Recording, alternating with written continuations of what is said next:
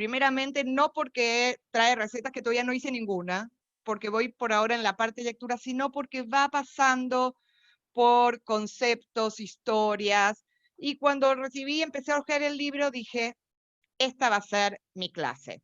Entonces, me van a permitir que voy a compartirles un PowerPoint, a ver, para la clase. Ok. Y la realidad, los que me conocen bien saben que, bueno, tengo algunos platos que me salen ricos, salvo ahí algunos que comieron peras saladas de postre. En general la comida, cuando vienen a mi casa para Shabbat, es rica. Mi salmón es bien, se quiere decir, pedido, pero no soy una cocinera. Y cuando entraba en estas cosas de historia de la cocina judía por una no cocinera, encontré un libro, que es un libro que no lo tenía conmigo, pero bueno, porque estamos en la casa, pero encontré la parte que yo quería y quería leerles 2 párrafos de por qué decidí hacer esta clase. No lo escribí yo, porque lo escribió Ana María Ayúa, pero dice así. Esperen. Vamos a sacar esto. Lector, lectora, si usted jamás oyó hablar de la autora de este libro, tiene derecho a preguntarse, ¿pero quién será esta Ana María Ayúa? ¿Qué sabe de cocina judía? Pueden poner Ruti Kraselnikov, ahí lo mismo, cambiarlo. Nunca vi ninguna de sus recetas en diarios o revistas, y tampoco la vi cocinar por televisión. ¿Por qué habría de confiar en sus recetas? Y si me conoces o leyó alguna vez un libro mío, tiene derecho a preguntarse, ¿cómo? ¿Ahora esta se mete también en la cocina? ¿Pero qué sabrá de cocina judía esta mujer? En fin, lector, lectora, si usted compró este libro, tiene derecho a preguntarse todo esto. Si solamente lo está hojeando de prestado, cállese la boca y lea. Es muy probable que su conclusión sea, esta señora debe ser tan cocinera como yo. A menos que usted sea una cocinera o cocinero profesional, esa conclusión es esencialmente correcta. Soy cocinera como usted, es decir, tan cocinera como cualquier señora y como algunos señores también. No exactamente profesional, pero sí algo más que aficionada, ya que cocinar es una parte de mis tareas de todos los días. Y como cocinera entre casa, tengo problemas bastante parecidos a los suyos. En cuanto a lo judío de mi cocina, naturalmente tiene que ver con mi origen. Pertenezco al pueblo elegido. Ténganse en cuenta que esa no es ninguna elección. Por el contrario, eso quiere decir que antes que yo naciera, ya alguien había elegido por mí. El libro es de Ana María Ayúa, Risas y emociones de la cocina judía. Es un bello libro. Ana María Ayúa es una escritora excelente. Y encontré este párrafo que un poco va a decir lo que me pasó a mí con la cocina. Ahora bien, cuando empecé a leer el libro, este que me regalaron, encontré una frase que yo hice una traducción un poquito, bueno, a mi modo, que dice así: los platos son importantes porque son un vínculo con el pasado, una celebración de raíces, un símbolo de continuidad. Son esa parte de una cultura inmigrante que sobrevive por más tiempo, mantenida incluso cuando la ropa, la música, el idioma y la observancia religiosa han sido abandonados. Aunque la cocina es frágil porque vive en la actividad humana, no se destruye fácilmente. Se transmite en cada familia como genes y tiene la capacidad de cambiar y transmitir nuevas experiencias de una generación a otra. Es posible, al examinar los platos familiares, definir la identidad y el origen geográfico de una línea familiar. Debo decir que cuando encontré esta frase, después, al final, voy a hablar de un libro de cocina que acá tengo a su editora, ¿sí? Y que en algún lugar en la introducción pone que algunas de estas recetas tienen 3 o 4 generaciones en la familia, ¿no? Es decir, que la cocina en algún lugar nos va a dar esta posibilidad. Ahora, cuando hablamos de cocina podemos pensar en recuerdos de la cocina familiar. Y yo les voy a hablar de 6 recuerdos o 6 cosas que son para mí importantes. El primero está acá. Estos son unas pequeñas jalot redondas, no son las de mi familia porque no tengo, en esa época no sacábamos foto a todo. Mi abuelo, que era un comerciante, era un gran cocinero, era un señor flaco y alto, y venía todos los domingos a mi casa, donde se hacía asado, barbacoa como buenos argentinos, y mientras que mi papá preparaba el asado, mi abuelo se ponía a amasar jalá, y todas las nietas, en ese mes generalmente íbamos las nietas mujeres, estábamos alrededor de él, y no había receta.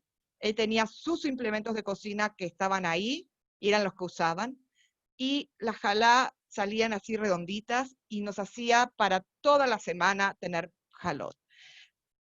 Hoy para mí, cuando yo veo jalot redondas, tienen que ver con un significado muy, muy, muy importante, porque tiene que ver con estos recuerdos que él no nos hacía jalot trenzada los domingos cuando venía a casa, sino nos hacía chiquititas, porque decía que así nos las podíamos llevar al colegio como nuestro snack.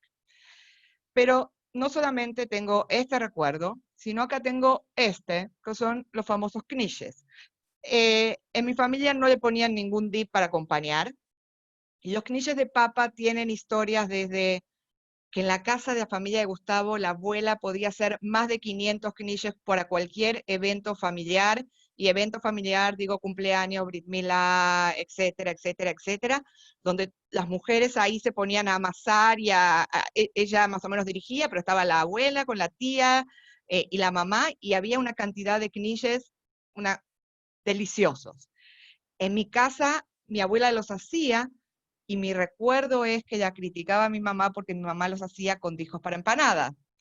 Hasta que una vez llegué yo y ya vi a mi abuela haciéndolos con las discos de empanada. Y cuando yo le digo, hey, ¿por qué estás haciendo así? Me dice, yo tuve muchos años que amasé, ahora ya me tocó mi época de descansar.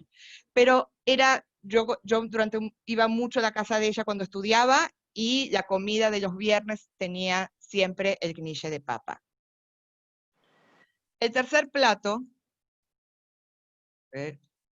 son estos pancitos, no sé si lo conocen, se llaman, el nombre es plexalaj, o algunos lo llaman pan bialy, porque dicen que venía de la ciudad de Bialystok. Es un pan saladito con cebollita arriba y poppy seed, semillas de amapola. Generalmente se come relleno con pastrami y pepino, y es una comida característica de cumpleaños, fiestas, eventos, digamos más que nada de la cultura ashkenazí, y siempre con pastrami y pepino adentro. Abajo tengo tres comidas más que tienen que ver un poco con los recuerdos, a veces con lo que me gustaba y a veces lo que no me gustaba, pero que para mí lo que me impacta es que yo pienso en mis papás cuando decían, vamos a comprar esta comida, y la emoción que ellos tenían porque lo disfrutan de una manera especial. El primero son los kreplach, a veces los vareniques son parecidos, los kreplach pueden ser de carne, los vareniques son de papa.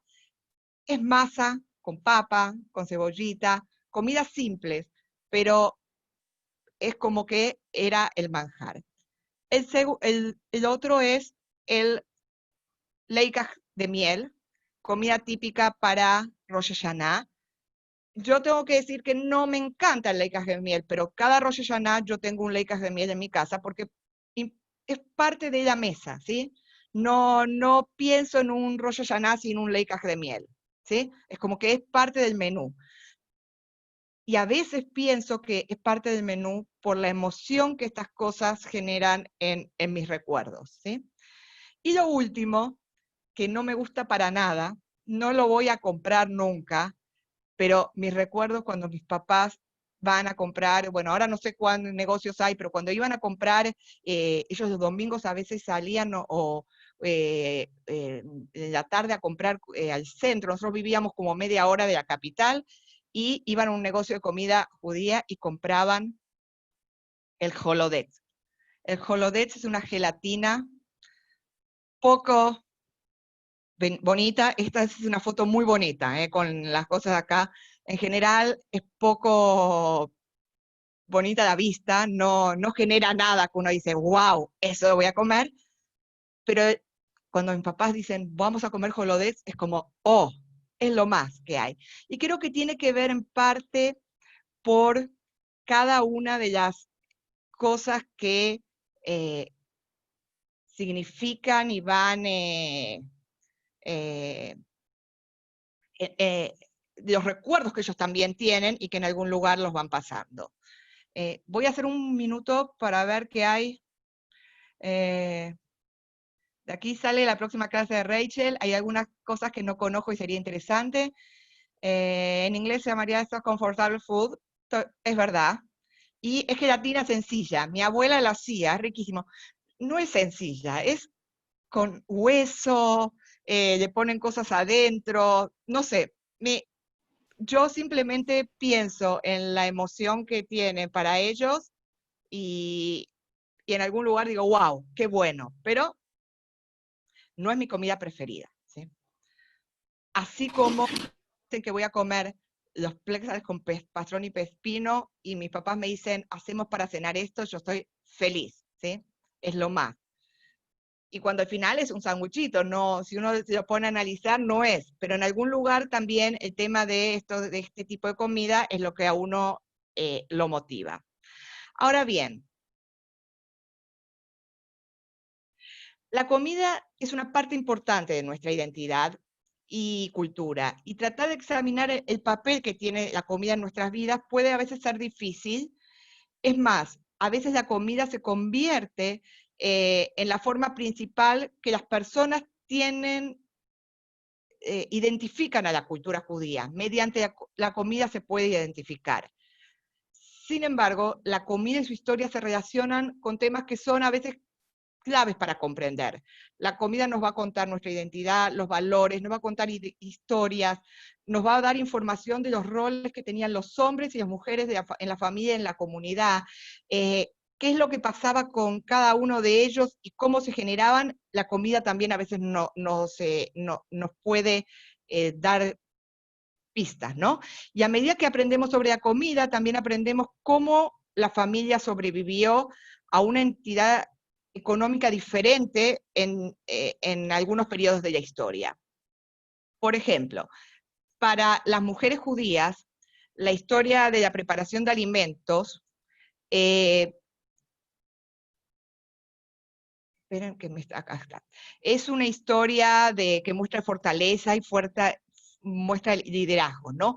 A veces las mujeres pasaron contrabandos de alimentos para salvar a sus familias durante guerras o periodos de antisemitismo.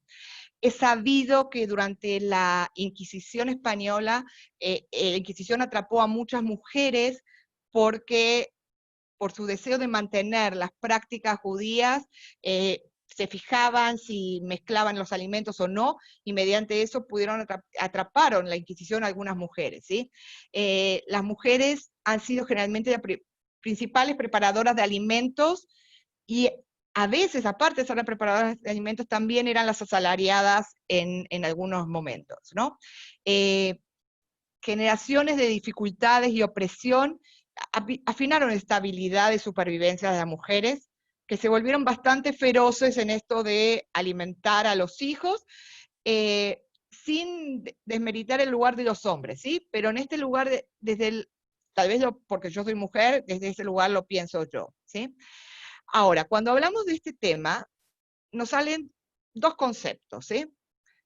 Ustedes pueden ver la imagen de la mujer de valor, Eshet Hail, pero también lo podemos juntar con otra imagen muy conocida, especialmente más en la modernidad, que es de la Idi Shemame, ¿sí?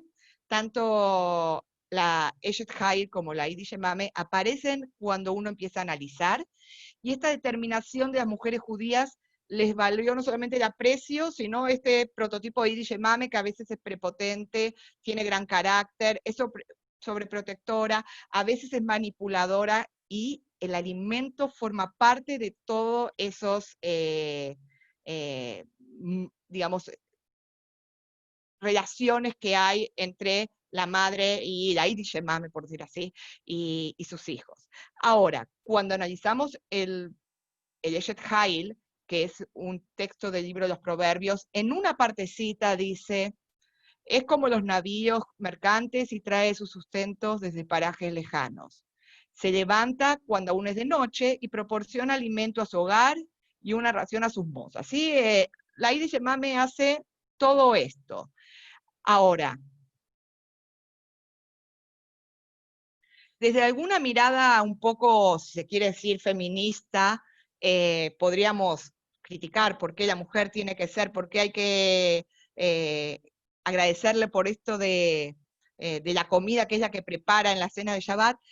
Debo decir que la costumbre de cantar el Eshet Hail en la cena de Shabbat empezó algo así como en el siglo XVII por los cabalistas, ¿sí? Por grupo, y ellos veían al Shabbat como una ocasión de unión mística con lo divino, ¿sí?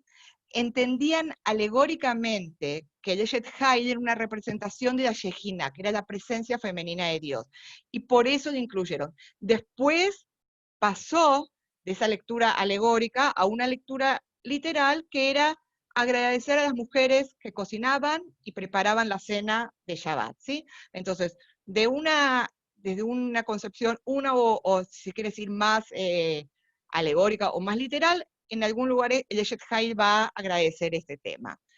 Pero la comida no es solamente cosa de mujeres, también es cosa de hombres, ¿sí? Y para ellos, y el lugar de los hombres en la cocina y la comida judía es un lugar muy importante. Aunque desde la teoría no se los considera que son los preparadores principales de alimentos, a menudo, ¿sí? Fueron los hombres los comerciantes de alimentos y trayendo diferentes ingredientes a las comunidades de todo el mundo. Estaban en el comercio y eran los que pasaban los alimentos de un lugar a otro. No solamente eso, en algún momento de la antigüedad, la alfabetización estaba más centrada en los hombres que en las mujeres, y ellos se daban la posibilidad de compartir ingredientes, compartir recetas, los hombres manejaban el hebreo, el yiddish, el ladino, y hacían posible estas rutas de intercambio, ¿sí? Ahora, si queremos avanzar un poco, ya hoy en día tenemos hombres que disfrutan cocinando recetas de las cocinas judías, hay brillantes y excelentes chefs hombres, y esto no tiene que ver con el sexo, sino tiene que ver con, se quiere decir, con un acercamiento a la cocina. Bueno, quiero ver a ver si bueno, no veo los mensajes. ¿Cómo puedo hacer para ver los mensajes? Sí, ahí está, ya está, ahí estoy. A ver. Comencemos con la gelatina, pero quiero todos comiendo, dice Rachel. No estoy tan de acuerdo, Rachel. Amo el gefilte fish. Yo voy a decir honesta, a mí el gefilte fish me gusta, pero cuando mi mamá lo preparaba, en la casa había un olor tan fuerte, que yo ese día desaparecía por todo el día. Pero es rico el gefilte fish. Nunca los farfales que me salieron como los de la bobe. Es verdad. Y a veces, y dice que los chimes tampoco, creo que después al final les voy a compartir algo. Hay cosas que no nos salen porque, como la bobe, es decir, como la mamá, como la abuela, porque las recetas no son exactas, ¿sí? Hay algo que esto que es un poquito y un poquito, que es el gusto que cada uno de nosotros va a poder llegar en algún momento a hacerlo. Así que por eso no nos salen exactos. Pero bueno, vamos a hacer un pequeño de ver la pregunta de nuevo, ¿qué es la cocina judía? ¿Sí? Entonces, es una pregunta que es amplia y es bastante complicada, y a veces se reduce a una lista de alimentos como, y acá yo elegí 6 o 7, pero así al tuntún, como latkes, lahmachin, pastrami, burecas, matzebol o el kneidalach, y algunos otros éxitos del mundo ashkenazí sefaradí. Pero también podemos decir que la cocina judía es una cocina que se considera inmutable, fija, transmitida de generación en generación desde tiempos inmemorables. Y leí un artículo de una escritora americana que me hizo acordar a veces a reacciones que uno tenga, que ella decía, y hay del cocinero que obtiene una licencia creativa con la receta de los knishes de mi bobe, de mi abuela, ¿sí? Si vamos a hacer la receta era así, no existe cambiarla, porque ya no es la receta. Y por eso en algunos momentos, algunas épocas, nadie daba la receta exacta, porque esa era mi receta. Y si ibas a hacer mi receta, iba a ser cambiada, ya no iba a ser mi receta. Es por eso que a veces las recetas no se daban, sino se daban en general, un amplio, se hace un poquito de esto, un poquito de esto y un poquito de esto. Sí, Rita. Creo que me estás mirando, me estás...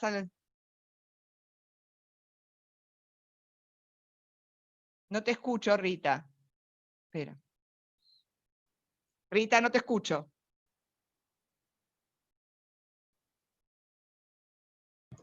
Tienes que quitar el mute para que puedas hablar. Ahí estoy. También la cocina judía tiene mucho que ver de dónde es el judío. Bueno, sí, Porque bueno, ahora voy a ir a eso. ¿Ah? Ahora voy a ir a eso. Ahora Okay. exacto voy a ir a eso. Ahí. Pero bueno, es decir, los judíos tiene que ver dónde, pero dónde vinieron, pero aparte un poco vamos a ver de todo eso, cuál es la relación de los judíos con el lugar donde están también. Eso también lo vuelve a cambiar. Las dos cosas, ¿sí? Así que bueno, en realidad los judíos se han movido mucho a lo largo de la historia, ¿sí? A veces por elección, a veces por la fuerza, y así han vivido cocinando por todas partes. Mientras tanto, los cocineros, los comerciantes, perdón, judíos, que alguna vez comerciaron a lo largo de la ruta de la seda y en otros lugares, empezaron a intercambiar no solo especias y otros bienes, sino también ideas. Y cuando hablo de ideas, hablo de recetas, ¿sí? Eso empezaron a intercambiar con el comercio. Y entonces, entendiendo todo esto, podemos ver que la cocina judía es global, es profundamente global, pero también es regional y es adaptable, se adapta a donde se vive. Y esto es lo que decía Rita de la comida, es decir, en países, y un ejemplo muy claro es, para Pesaj, en Kosherit ponemos para el carpaz apio. En mi familia se pone papa. ¿Por qué es adaptable? Porque en la parte de Polonia y Rusia, en la época de abril no había nada verde. Lo único que había verde era la hojita de la papa, que se veía ahí, entonces es lo que había, ¿sí? Entonces, muchas veces la comida es, aparte, adaptable, aparte que es global, es decir, que la compartimos todos, que es regional de las zonas, también se adapta al lugar donde estamos, ¿sí? Ahora bien, hay una antropóloga que se llama Joel Balul, creo que está bien escrito y pronunciado, perdón, ella escribe sobre la mesa judía argelina, y ella va a decir que cada familia tiene su propio código culinario que le va a dar relación con su origen regional, su identidad personal y también su posición y prestigio en el país, ¿sí? El código que va a tener cada familia va a dar un menú, un plato, un sabor, un ritual, a veces modales de la mesa, a veces formas de convivencia para cada ocasión, ¿sí? Es decir, que desde esa posición, la cocina empieza en la familia, en la comunidad, en el país, en la sociedad, y así se va desarrollando, ¿sí? Esto sería lo que estaba. Ahora, hace un ratito trajo Rita y con eso, esperen que, ay, perdón, bueno, quiero ver si hay, antes de pasar, ok, Kneidadech, así le decía mi abuela a los matzebol, yo también. Ok, ¿cuál es la comida típica, auténtica?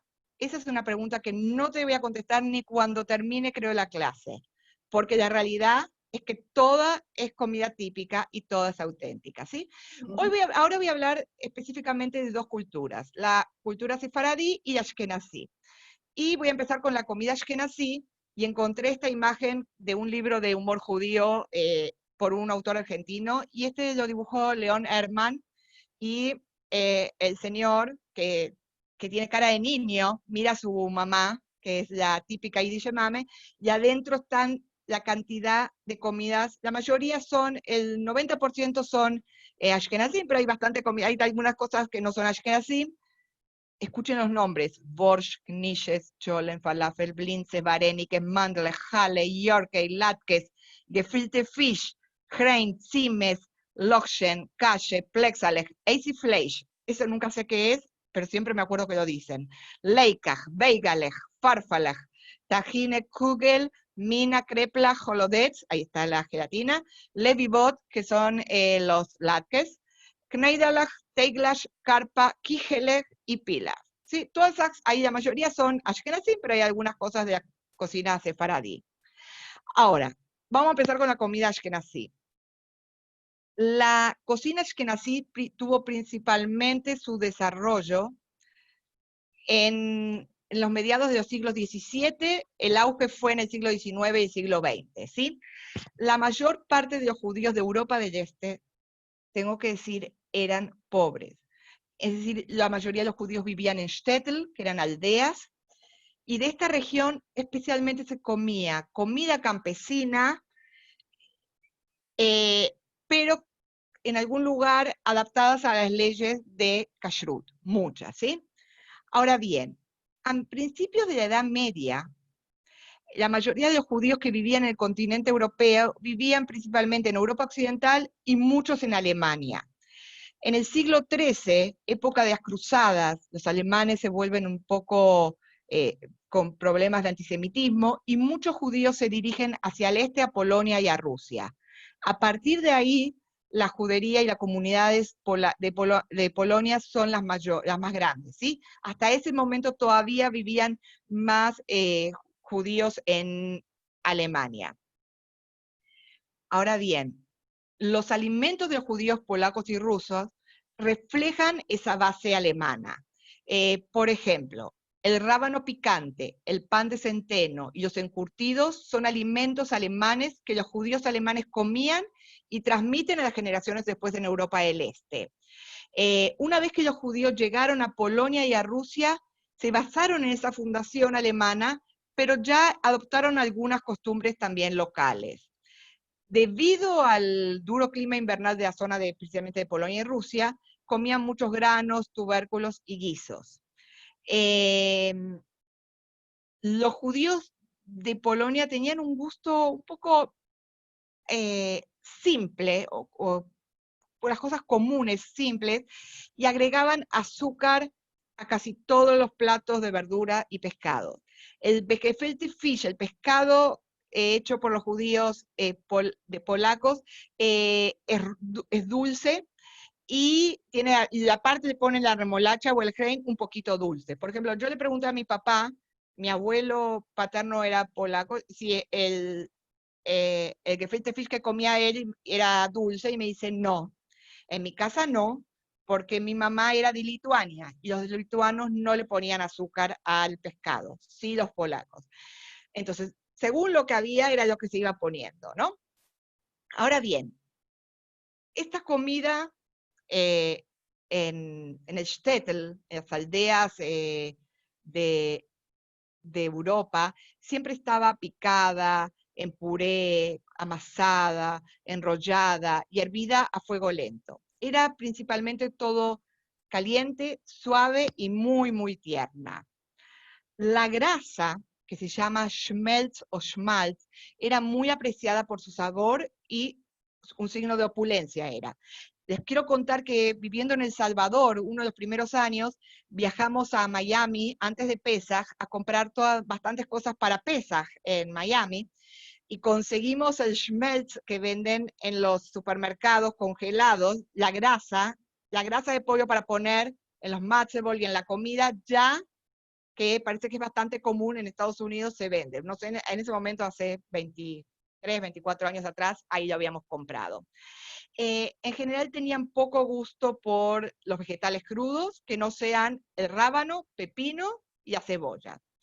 Aparte de las zanahorias, el repollo y las papas, no se apreciaban las verduras frescas.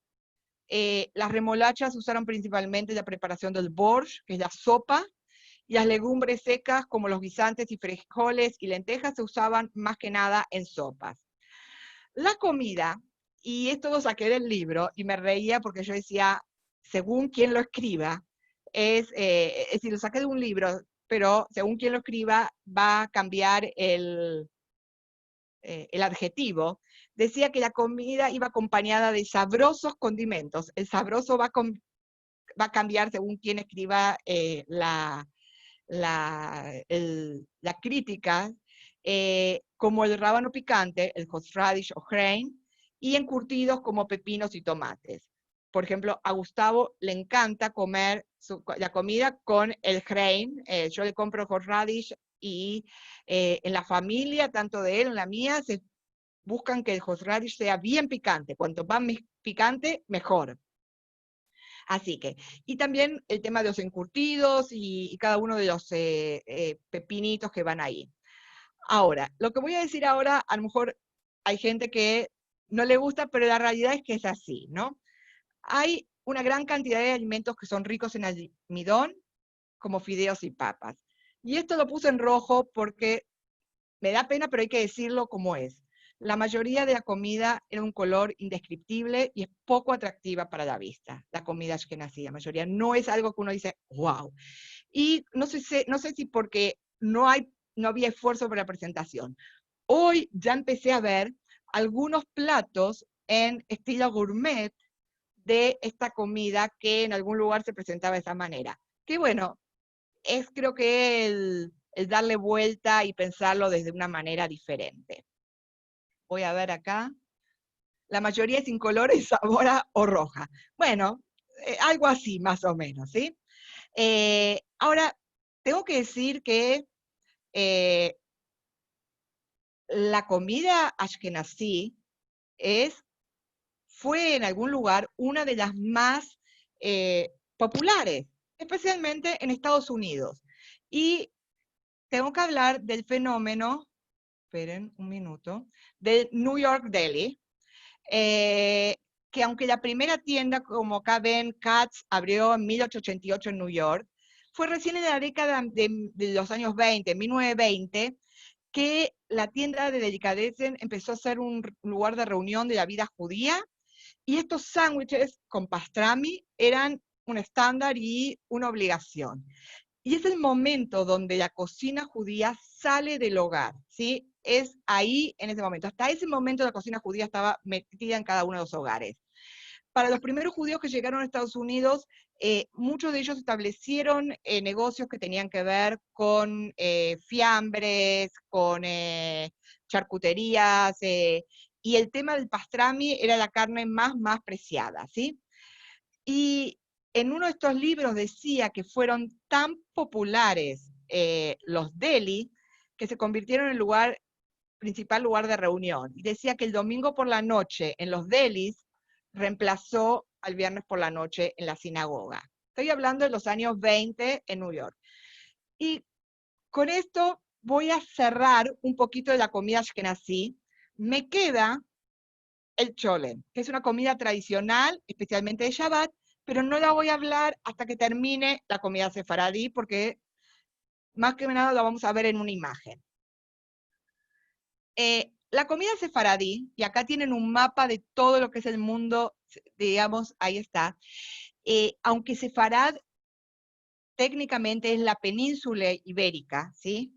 En lo que a comida se refiere, incluye también todo lo del Mediterráneo y los países árabes, ¿sí? La comida sefaradí incluye ramas desde la judea española con Turquía y los Balcanes, en la cocina del norte de África, con los judíos de Marruecos, Túnez, Argelia y Libia, perdón, y también la de los judíos de los árabes, especialmente los de Siria y Líbano. Y a pesar de que todas son cocinas sefaradí, son entre ellas muy diferentes, eclécticas, variadas y muy regionales, ¿sí? principal característica es la diversidad, y muchas veces con diferencias dentro de una misma ciudad. Un lugar muy claro es Marruecos. Marruecos tiene comida típica de lo que es el norte de África, de los judíos, pero también hay comunidades que tienen que ver con los judíos que llegaron de España.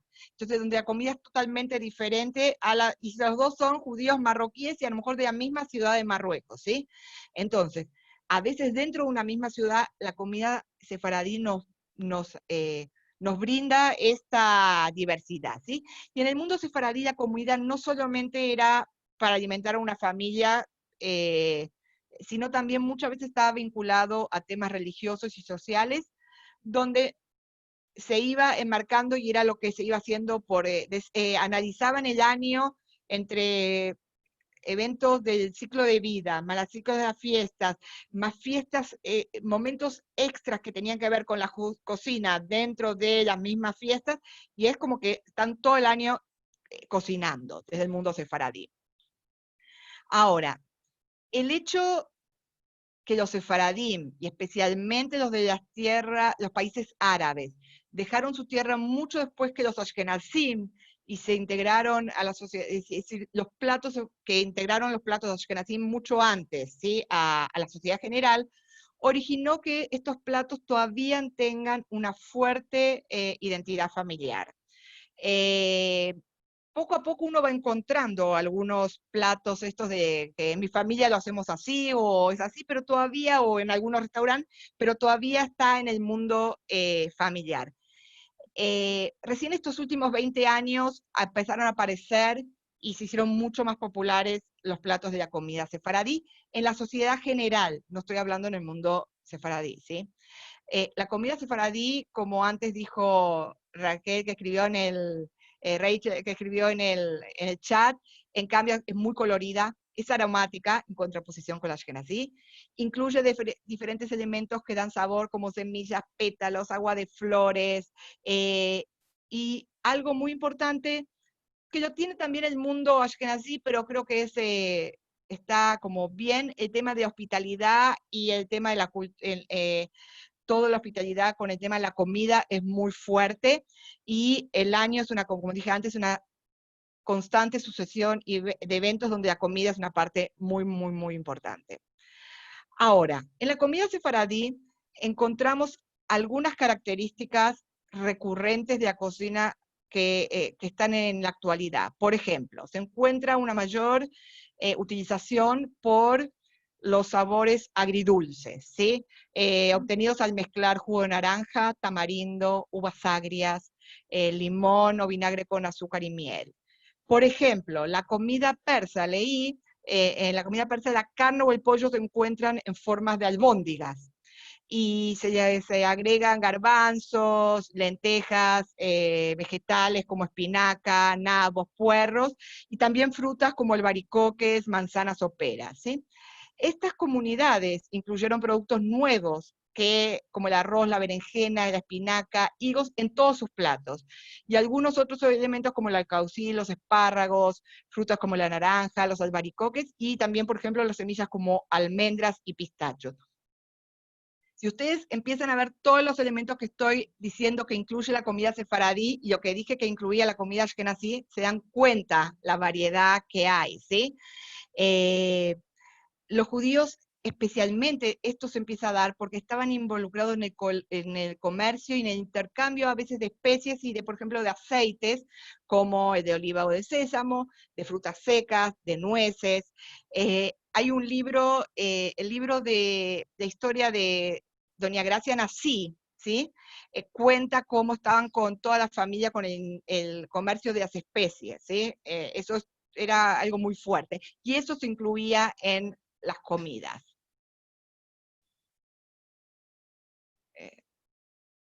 Ok.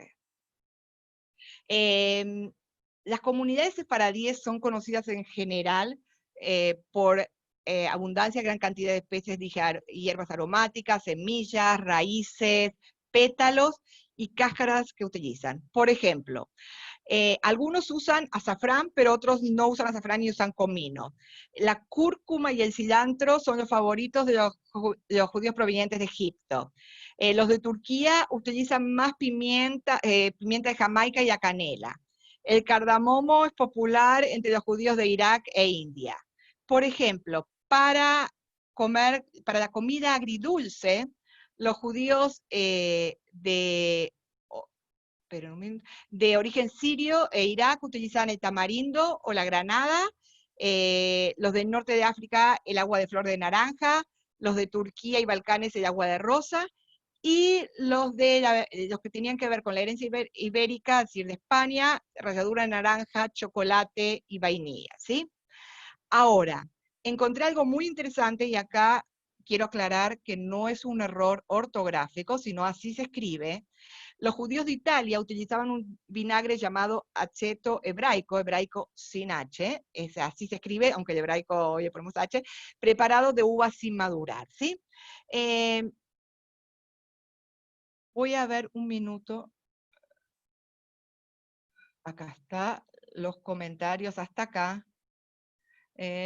Todo lo rellenan las masas de vegetales, arroz persa, porque en italiano no hay la letra H. Ah, gracias, Carmen.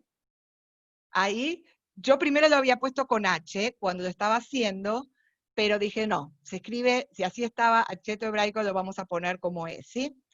Ahí está. Bueno, antes de pasar a la comida israelí como típica, quiero, así como en el mundo ashkenazí tenemos el cholen, en el mundo sefaradí está el jamim. Y cuando buscaba algunas diferencias, tengo que decir que casi no hay diferencias. Esperen un minuto. Les voy a decir que cuando buscaba fotos, encontré, la primera foto era el jamim, pero después la encontré en otro lugar como cholen, y lo mismo con uno y con otro. Es decir, en algún lugar quiero decir que son dos guisos que se usan en Shabbat, que son muy similares, que son de cocción lenta y larga, y que la diferencia está que uno le va poniendo lo que más tiene. Lo que decía una de las autoras es que el jamim tenía un poco, es decir, tenía los mismos ingredientes, pero más especies para condimentar, pero que la base es completamente igual. Paso a la comida israelí, y les voy a contar una anécdota muy cortita. Estaba en Mahane Yehuda y haciendo un curso con un profesor, y nos dice, tienen 5 minutos y tienen que regresar con fotos de comida israelí, típica israelí. Y todos volvíamos con fotos de falafel o de algunas cosas, y cuando llegamos el profesor nos dijo nada de eso, ¿sí? Y nos recitó el famoso versículo que está en Devarim, en el libro de Deuteronomio, que dice que es una tierra de trigo y cebada, vides, higueras y granadas, una tierra de olivo y miel, y lo que nos dice que miel de dátil, que tendríamos que haberle traído aceitunas, dátiles, granadas, uvas o cosas que hay, y no el falafel, que es lo que nosotros traíamos como, dijimos que era comida israelí, ¿no? Ahora bien, si existe o no una verdadera cocina israelí, es algo sobre todos los críticos les encanta discutir. Y a pesar de eso, en realidad en Israel se ha desarrollado y disfrutado una cocina basada en su propia singularidad. ¿Cuál es la propia singularidad? Que la cocina israelí ejemplifica lo que es Israel, un crisol. Provenientes de más de 80 países, los judíos trajeron también sus alimentos, sus recetas y todas sus ideas, y eso lo pusieron en la cocina israelí típica, ¿sí? Y incluyeron cosas típicas que la tierra de vides, la tierra de trigo, cebadas, eretz, seorá, como dice el versículo de Devarim. Ahora bien, muchos alimentos que generalmente se consideran israelíes se originaron en la cocina más de Medio Oriente, la cocina amplia. Un ejemplo es el falafel o la ensalada israelí de pepino y tomate. También, por ejemplo, las tradiciones de los judíos de Europa de Este de Europa del Este juegan un papel en la cocina israelí, como la inclusión de crema agria, hay platos como sopas frías, el borscht, que están incluidas. No nos sorprende que la cocina en algún lugar tenga una gran influencia, las cosas que tienen que ver con la geografía en la cocina israelí. Por ejemplo, alimentos comunes de la región como aceitunas, aceite de oliva, trigo, garbanzo, tenían un papel realmente destacado en esta cocina. Y por otro lado, la cocina israelí incluye toda, perdón, las dietas, va a incluir todas las leyes de kashrut, además que lo que tiene que ver con las festividades. Hoy en Israel se puede decir que hay una creación, por ejemplo, para Hanukkah de Sufganiot, que no existe en ningún lugar del mundo. Esta es una foto que encontré en unos lugares, pero las creaciones que hay de Sufganiot para Hanukkah es increíble, ¿sí? Todo eso hoy es la cocina israelí. Bueno, voy a un minuto. No, al revés. Bueno, ¿cómo hago para...? Voy a escribir para atrás. Ahora, no que se me... acá está. El chat está acá. Baklava griega. Hay un... no sé. Me encanta el jamim. De la derecha es la comida típica de mi suegra de los viernes a la noche. Debe ser el jamim. Pero voy a decir que cuando encontré el jamim y después lo encontré como cholent, la misma foto en otro lugar cuando buscaba fotos, ¿sí? Ok. Hasta acá no hay más preguntas. El último tema que quiero pasar, y después voy a abrir algunas preguntas para que puedan, todas las que quieran comentar, tiene que ver con historias de libros de cocina, especialmente el libro de cocina judía. Este libro que está acá se llama Tradiciones y Costumbres Judías, y lo puse porque fue mi primer libro de cocina, creo que está en la sinagoga, que me regalaron cuando hice mi bat mitzvah. Es un libro que habla sobre las fiestas, y sobre cada fiesta hay algunas recetas, ¿sí? Pero encontramos diferentes tipos de libros que hay sobre cocina. Libros que fueron promocionales, publicados por compañías de alimentos, el más claro es el de Manisevich. Tenemos libros de cocina de diferentes comunidades en el mundo a través de la historia. Y también tenemos libros de cocina realizados por autores o cocineros experimentados o nutricionistas, ¿sí? Como por ejemplo, como les mostré antes, este sería del tercer tipo de libros, y este sería del segundo, ¿sí? Tengo por allá también un libro de los pollos de Empire, que también sería como que el primer tipo de libro, por si no, no, se me caían todos los libros acá. Ahora veamos un poco qué pasa con estos libros de cocina. En 1815 se publica el primer libro de cocina en Alemania, aunque no es el más conocido. El primero que fue editado y traducido con 14 ediciones a varios idiomas fue el de Rebecca Wolf Kochbuch, y que en alemán está Für Israelische Frauen, que sería algo así como Cookbook for Jewish Women, de Berlín de 1856, la cocina para la mujer judía. Ahora, el que me encantó es el tercero, que es de 1871, es el primero americano, y miren el título, ¿sí? Lo escribió Esther Levy, y dice, libro de cocina judía con los principios de economía adaptadas para la ama de casa judía, con recetas medicinales y otra información invaluable, ¿sí? Para todo el manejo de la casa. Todo ese es el título de este primer libro de cocina que se hace en Estados Unidos. Siguiendo con los libros, está el famoso libro de la tía Babette, Aunt Babette, que es un libro de cocina que se publicó en 1889 por Bloch Publishing Company, y daba muchas instrucciones sobre la comida gourmet y la mesa de moda. hizo varias ediciones este libro. Hubo seguimientos ahí. En 1945 hay una ampliación, está revisado y se ha ampliado de nuevo en 1958, y ya el de 1958, el de 45 y 58 incluye también recetas no kosher, ¿sí?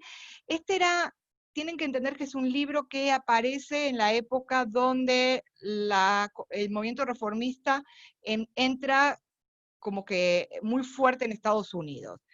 A comienzo del siglo XXI, varios autores de libros de cocina tuvieron muchos seguidores y empezaron a hacer libros también en internet, empezaron a aparecer recetas y de instantáneo, intercambio, y aparecieron libros de cocinas completos del mundo judío de chef. Rachel, estamos esperando tu libro, por ahí, de cocina, así que pronto, esperemos. Ahí podemos dar. Pronto. Vamos a hacer un Así. libro con todas las recetas de las clases que hemos dado. Podemos hacerlo. Con las experiencias después. Con los comentarios de la que probamos también. Exacto, muy bien. Está el libro de Claudia Roden, de Jill Marks, de Joan Nathan, que son libros bastante reconocidos, que son escritores que hacen libros un poco más profesionales, y como este que les mostré, que habla un poco, por ejemplo, si va a hablar de la comida sefaradí, habla de la historia de la comida sefaradí y después da algunas recetas, ¿sí? Uno de los libros de cocina más populares que hubo, se han vendido más de 40 ediciones y casi 2 millones de copias, es este libro de Settlement Cookbook, y que miren The Way to a Man's Heart, ¿sí? Para llegar al corazón del hombre. Y es un libro que estaba dirigido a los judíos alemanes, y principalmente muchas de esas recetas tenían ingredientes treif, empiezan a incluir camarones y langostas. Ya te vi, Rita, dame un minuto. En contraparte a este libro que sale, aparece el libro de Jewish Home Beautiful, que era un libro que trataba de inspirar el ritual judío, empezar a aumentar la estética, digamos, la atención a la estética, a la preparación de la mesa, a las ceremonias. Entonces, en este libro, por ejemplo, están los blintzes de queso espolvoreados, decía, con 10 líneas de canela para representar los 10 mandamientos en una mesa de Shavuot, ¿sí? Este es un libro que fue editado, fue publicado por primera vez en 1941, en 1958 ya iba por la 9ª edición, y fue editado por el United Synagogue of America, que es el movimiento conservador. Sí, Rita. Ok. The Settlement Cookbook tenía una historia muy interesante, porque cuando empezó a llegar a los Estados Unidos la ola enorme de inmigración de judíos de Medio Oriente, se establecieron lo que llamaban the settlement houses, para americanizar y darles una idea de cómo vivir en los Estados Unidos a esta gente que venían sin mucha educación, digamos. Ese libro se publicó a mi mamá cuando se casó en 1942. Le regalaron un Settlement Cookbook, y ese libro fue Biblia en mi casa por muchísimos años. Cuando yo me casé, mi mamá me consiguió la nueva edición de 1968 para mí, y ese libro para mí todavía es Biblia, porque tiene no solamente recetas, sino cómo hacer muchas cosas que hoy día no hacemos desde la base. Pero el libro se sigue publicando, y los libros se usaron para financiar el trabajo de los settlement houses. Eso no sabía. Pero bueno, estos serían como libros generales. Ahora, Kol Sherit también tiene su historia de libro de cocina, y quiero agradecerle a Patricia que me consiguió las fotos del que me faltaba. El primer libro editado fue en la celebración de los 25 años de la creación de la Hermandad Kol Sherit. En ese momento la presidenta de la hermandad, que fue en 1957 y 58, era Gloria Holman, y el libro KCB, Aniversario Cookbook, ¿sí? Y en un momento dice que este libro era para conmemorar esta ocasión y que la idea era que cada una pueda disfrutar en el hogar estas recetas, ¿sí? Ahí hay recetas, se le agradece, digamos, se hace toda una instrucción y hay recetas de todos los miembros que en ese momento estaban en la hermandad. Este libro fue editado en 1957, no recuerdo haberlo visto en la biblioteca de Colcherit. El segundo libro, que es este... Ruth, ahí lo estoy enseñando yo el primer libro. Bueno, yo le mostré la foto, sí, Patricia me lo mostró, que lo tenía. El segundo libro es este que tengo acá, que Gustavo me lo trajo de regalo cuando viajó a Panamá, cuando vivíamos en El Salvador, creo que viajó para una convención y lo recibió de regalo. Ese libro fue editado, fue el segundo libro de cocina, incluye, se editó para 1982, fue publicado creo que en inglés y en español, el mío es en inglés, no creo que había una edición en español, creo que había también.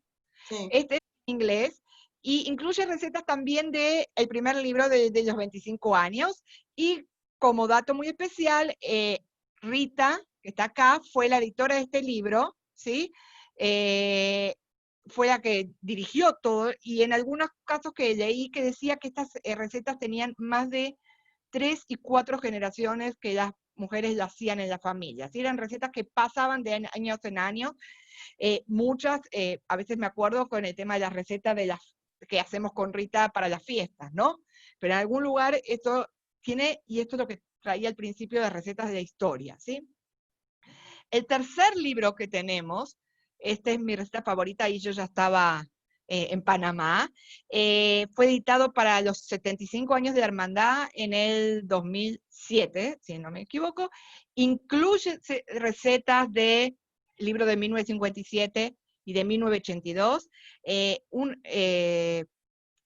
lo dirigió Patricia Maduro, que también está por aquí, y en algún lugar dice que las recetas de oro son aquellas, y que creo que esto es a lo mejor lo que sería como importante, que atesorados del libro verde, que deseamos compartir con ustedes y con ánimo que la nueva generación las mantenga a su alcance. La idea es poder unir las generaciones, que creo que ese es algún lugar el impacto importante que tienen estos libros. Este libro ya incluye recetas de los libros anteriores, pero incluye de recetas de miembros nuevos de la comunidad que desde su lugar de cocineras más aficionadas, menos aficionadas, aportaron su granito y su grano de arena. En algún lugar leí que me encantó, que decía que, creo que fue en el primer libro, el de los 25 años, decía que las recetas pueden ser que no sean originales, no es una receta que inventaron, pero son recetas que nosotros las probamos y son reales, y los nombres de las que figuran son las que lo probaron y dan como su aprobación. Antes de pasar al final, quiero ver que acá hay algunos comentarios. Bueno, esperen un minuto. No, para atrás. Acá. Ok, chat. ¿Dónde se consiguen? El de la primera, ok. Ya podemos hacer de nuevo con versiones gluten free, keto y todas las que están de moda, y sugar free, puede ser, fat free. Tengo que decir que el único que estaba y que ya no nos quedan más ediciones era mi receta favorita. Sería importante a lo mejor armar y editar algunos hasta que se pueda preparar el nuevo libro. Se hicieron para los 25, para los 50, para los 75. ¿Cuántos años nos falta para los 100? O podemos lanzar otro, o podemos hacer la actualizada de mis recetas favoritas, pero yo creo que no queda ni una copia. Se vendieron, creo que ya se vendieron, regalaron, y todas las copias de este libro, que está muy lindo. Tiene recetas que son, por ejemplo, los matzo ball que hacemos en Colcherit, de Jaroset, y recetas de cada una de las miembros que fueron poniendo. A ver, ok. Son algunos, los otros dos libros ya no están. Ahí está. Ahora bien, y esto para cerrar, quiero compartirles, dije, bueno, vamos a traer una receta mía.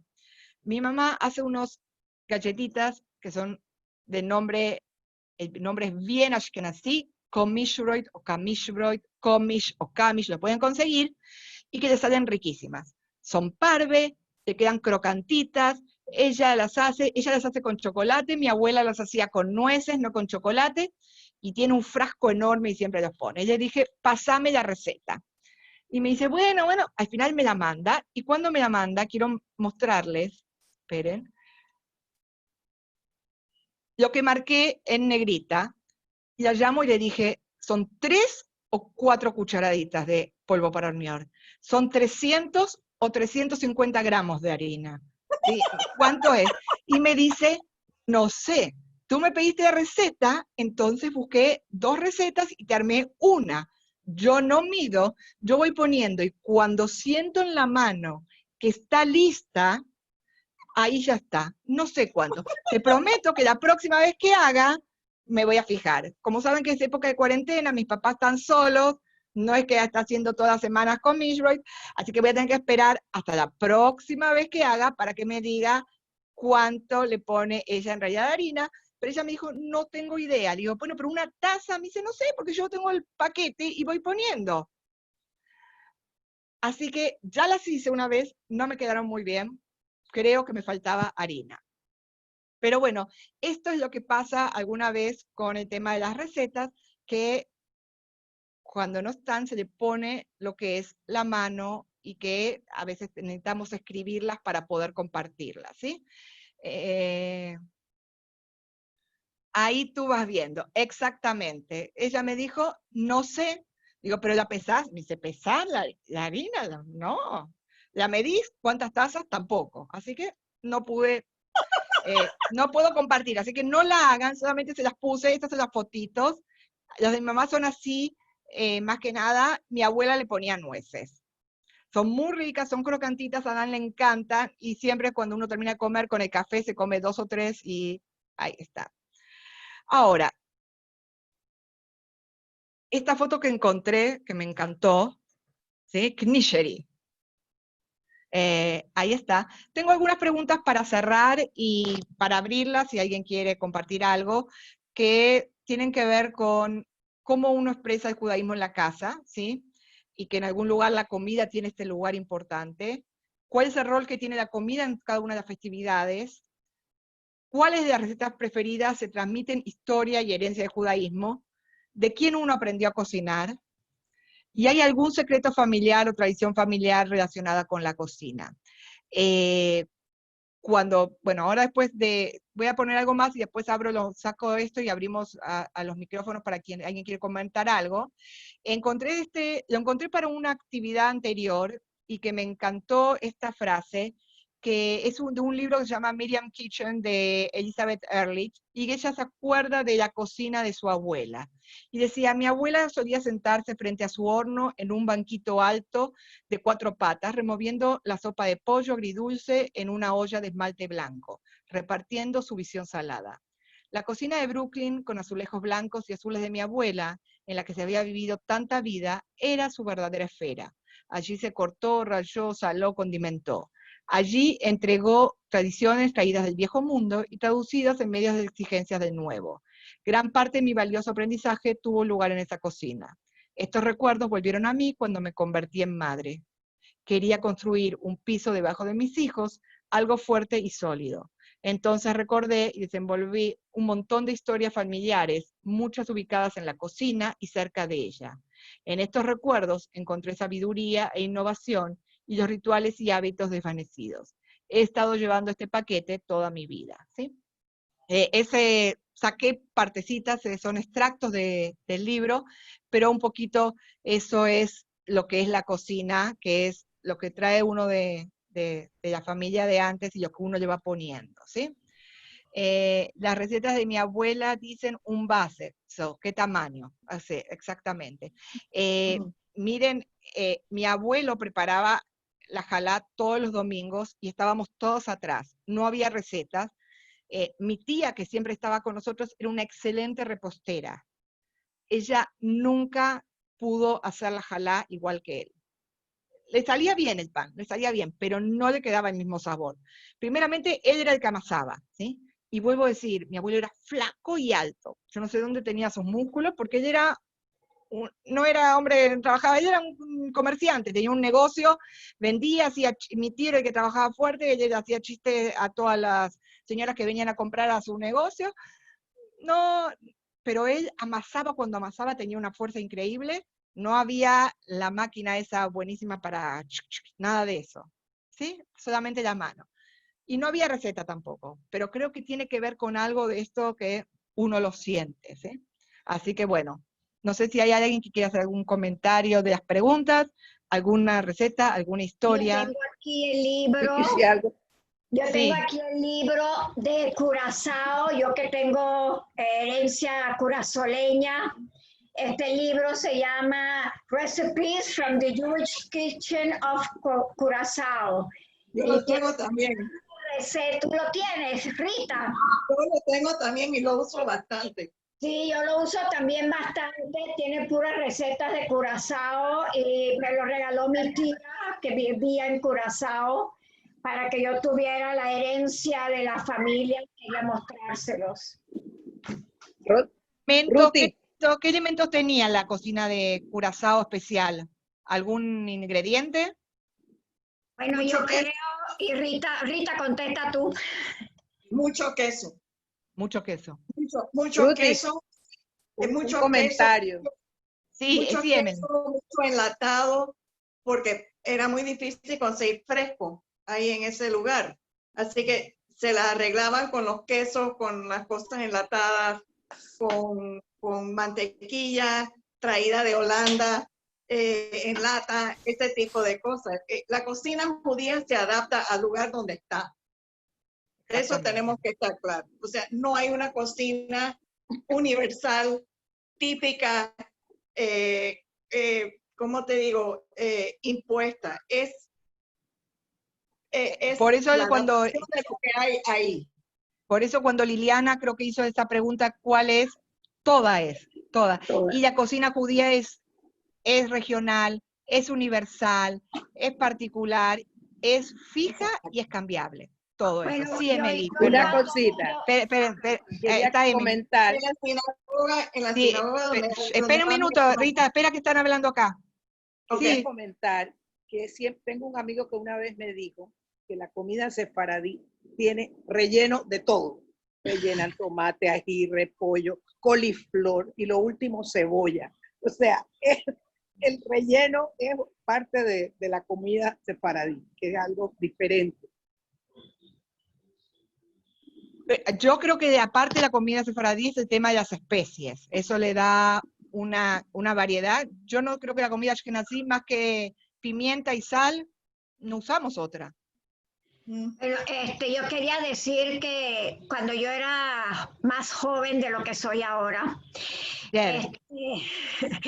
yo iba casi todos los veranos, las vacaciones en Panamá de la escuela era febrero, marzo y abril, y yo me iba para Curazao, donde mis tíos a quedarnos, me quedaba ya como un mes, y yo veía que mi tía usaba mucho lo que era pistacho, almendra, walnuts, pecans, todo eso, a ella le encantaba usar eso. Yo no sé si era costumbre de ella, costumbre de algún lado de la familia o simplemente era su gusto de ella, pero ella usaba mucho todos esos nueces en sus recetas.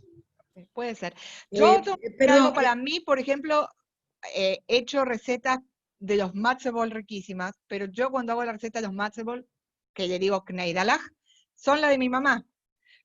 A lo mejor no sé si es la más rica, pero es en algún lugar la que a mí me representa, y creo que es lo que cuando la hago en la casa y Dan se pone al lado mío, nos sentimos que imprimo la receta que mi mamá me manda, porque siempre se mancha cada año, la pongo ahí y vamos copiando, y ahí sí están las medidas. una pregunta, ¿la de Curazao también lleva coco? ¿O es simplemente, pienso que son islas? No sé. Bueno, yo no he visto nunca recetas de coco. Como dijo Rita, mucho queso y como te digo, de mi tía he visto muchas nueces, pero coco no creo. Bueno, yo les quería mostrar algo y es este libro que me regaló alguien que está en este chat casualmente, y me llegó ayer. A ella también. También. ¿En serio? Bueno, Mirá. me llegó ayer, y hay algo bien curioso que justo anoche lo estaba leyendo, y hay algo que decía que los que venían de la península ibérica, Salónica, y además de Salónica, Esmirna, Estambul y los Balcanes, los llamaban españoles y también les llamaban quequeres. Y después te explica que los quequeres quiere decir ¿qué quieres? Porque claro, y me acordé de mi abuelita que decía que ¿qué quieres? ¿Qué quieres? De la forma como, entonces, de ahí sale que le llamaban los quequeres, pero es porque siempre preguntaban ¿qué quieres? Y por otro lado, habla también de la cocina de Alepo, que era considerada como que la perla de la cocina árabe, y que era refinada y delicada, y tenía mucho trabajo y mucha labor. Y si nos ponemos a ver todos los dulcecitos que son los mazapanes, los rellenos, las bolitas, todo es tan minucioso. Habla aquí de que todo tiene que ver con amasar, con abrir los huequitos, con rellenar, con envolver, con enrollar, y definitivamente que es lo que nosotros vemos que es esta pastelería y esta cocina tan refinada y tan delicada, que tiene tanto tiempo y tanto trabajo, que quizás esto es en ese esfuerzo y en ese amor que le dedicaban tanto nuestras abuelas, y que creo que ese es el ingrediente perdido, que para mí es el ingrediente que he podido redescubrir en esta cuarentena. Al estar tanto tiempo en casa, para mí el ingrediente perdido ha sido el tiempo. Ya las mujeres trabajamos, no estamos en casa todo el día, no estamos en la cocina todo el día, y estas abuelas nuestras, que sí estaban 100% dedicadas a la cocina, tenían este trabajo y esta intención y esta dedicación para amasar, cortar, rellenar, estar todo el día ahí haciendo todo con tanto detalle. Sí, pero bueno, yo estoy de acuerdo, pero creo que lo que dice acá Carmen es muy cierto. Uno come recuerdos, y los recuerdos son riquísimos, y uno a veces no se emociona por la comida, sino porque lo que la comida significa. Claro. Y creo que eso es lo que nosotros tenemos que encontrar las cosas, y que esto que decía al principio, ¿no? Aún cuando a veces las cosas se van, la comida queda, y la comida nos pasa de generación en generación, y bueno, poder aprovecharla, poder transmitirla, creo que eso debería ser la primera parte, y poder compartirla, ¿sí? Yo disfruto mucho cuando, por ejemplo, este año no lo pudimos hacer, cuando nos juntamos para cocinar todas en Kosherit para Pesach, porque es en algún lugar donde se transmite, no solamente que hacemos la comida, sino es transmitir y pasar a otra gente que nos toca amasar y poder hacer con la misma emoción, y poder decir, bueno, lo podemos hacer, y hasta uno se puede decir, bueno, ¿cómo podemos hacer para que sea más sugar free, más fat free, más esto free? Pero agarramos la receta base, ¿sí? Y creo que eso es lo que nos da continuidad. Lo otro también es que la comida es lo primero que uno extraña. Cuando uno viaja, así sea la comida judía o no judía, por más que uno se va un mes de viaje y lo primero que uno dice es quiero un sancocho o quiero un plato de arroz y frijoles. Por más rico que estés comiendo, donde sea, quiero un patacón o quiero un plátano maduro, quiero un sancocho, quiero un plato de arroz con porotos. Así es. Así que bueno, espero que hayan disfrutado de mis historias de la cocina judía por una no cocinera, que en esta cuarentena está cocinando mucho más de lo que siempre. Así que bueno, y que nos volvamos... Ruti, deberías compartir tus fotos de jalá para que vean tu evolución desde tu primera jalá hasta ahora. Gustavo no se ha quejado. La segunda se me quemó. Y incluí tips de, por ejemplo, mi hermana, que me hace poner una asadera con agua abajo, entonces no se me quema más. A eso, así que sí, Sander. ¿Querías hablar? Pues tú dices que tú no eres cocinera, pero mi hijo solamente quiere tu salmón teriyaki y tengo problemas. Nunca me queda como el tuyo, tú eres regia en eso. Somos cocineros aficionados, ¿sí? Así es. Pero bueno, espero que hayan disfrutado la clase. Nos vemos en el próximo Café Belimud. Gracias, gracias Roberto, por este libro. Fue lo que me dio las... Yo soy buena fregando si alguien quiere hacer equipo. Porque yo también friego.